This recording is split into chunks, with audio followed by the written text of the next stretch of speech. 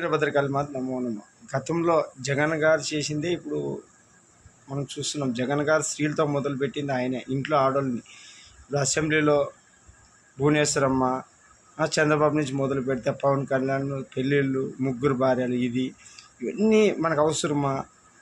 తర్వాత చెల్లెల మీద కోపం వస్తే చెల్లెలు కూడా పసుపు చీర కట్టుకొని చంద్రబాబుతో పెళ్లి పత్రిక కొడుకు పెళ్ళికి పోతే ఎట్లా విమర్శించినారు. వాళ్ళు పేటీఎం బ్యాస్ సెటిల్మెంట్స్ అన్నీ చూస్తున్నాం కదా. నాకు కర్మేజ్ రిటర్న్ తర్వాత అమరావతి రైతులు వేశ్యలు అంట. అమరావతి రాజధాని వేశ్యల రాజధాని అంట. అంటే ఇప్పుడు ఒక రాధాకృష్ణ గారు కూడా మాట్లాడే తప్పే. సీల్ గురించి అసలు తేగకూడదు పాయింట్, వేరే దాంట్లో విమర్శించాలా. కానీ ఆయన కూడా బ్యాచ్ అన్నాడు. బ్యాచ్ అంటే కొద్దిమంది ఇప్పుడు ఒత్తాసు పలుకుతున్నారు. ఇప్పుడు కొద్దిమంది నాయకులు పేర్ని నాని కానీ, కొడాలి నాని కానీ, అంబటి రాంబాబు గారు కానీ కొంతమంది వచ్చి మాట్లాడుతుంటారు. చూడు ఈ మేధావులు. ఈ అంబటి రాంబాబు అంటే వయసు పడింది కానీ ఈ పోలవరం ఎట్లా కట్టాలో తెల్లంట. ఇది ఎప్పుడు పూర్తయితే తెల్లంట. ఇటువంటి మహానుభావులు. తర్వాత మన ఒక ఆయన డిసెంబర్ 21 పోలవరం స్టార్ట్ అని, మళ్ళీ ఆయన ఎక్కడ పోయాడో తెలియదు. ఇటువంటి అంతా బ్యాచ్తో కొద్ది మందితోన అధికారం వచ్చినప్పుడు ఎట్లా పాలించి మీరు ఒక సిండికేట్ మాదిరిగా ఏర్పడి ఎట్లా దాచుకొని మనం ఏమన్నా అంత అమాయకంగా కనపడుతున్నారా ప్రజలు?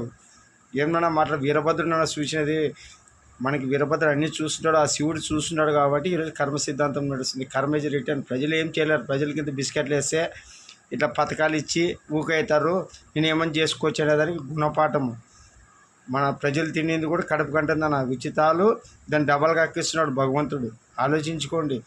మనకు డెవలప్మెంట్ కావాలా. మన తాత ముత్తాతలు అట్లా డెవలప్మెంట్ చేసుకున్నారు కాబట్టి ఇప్పుడు ఫలాలు అనుభవిస్తున్నాం ప్రాజెక్టుల రూపంలో అన్ని రూపాల్లో. ఇప్పుడు Srisailam project, Nagarjuna Sagar project, Sriram Sagar project, ఇవన్నీ కొన్ని ప్రాజెక్టులు.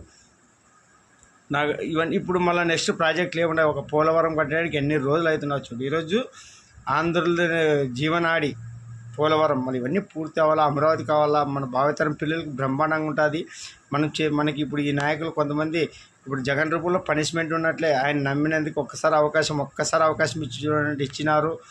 ఎట్లా చేసినట్టు చూసినాం. మళ్ళీ ఇప్పుడు వచ్చి ఏదో ఆయన ప్రజలకి ప్రేమానురాగాలు ఏమేవో అవతాతల ప్రేమ ఏమయ్యేదో అంటాడు.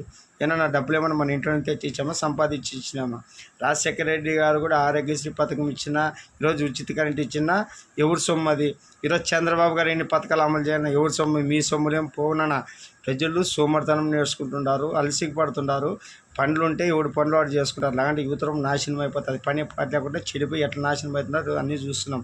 కాబట్టి వీటన్నిటి చరమగీతం పాడి ఆ వీరభోగ సంతరాలు మానవ జాతిని మళ్ళీ తిరిగి వెలిగిస్తూ, తర్వాత కుటుంబ గౌరవాలు, స్త్రీ జాతిని, తర్వాత ఈ రాజకీయాన్ని పాతంలో తొక్కి ఆయన పాలించే రోజుల దగ్గరలో ఉన్న IPS IASలతో పాలిస్తాడు. జై వీరభద్రకాళి మాత.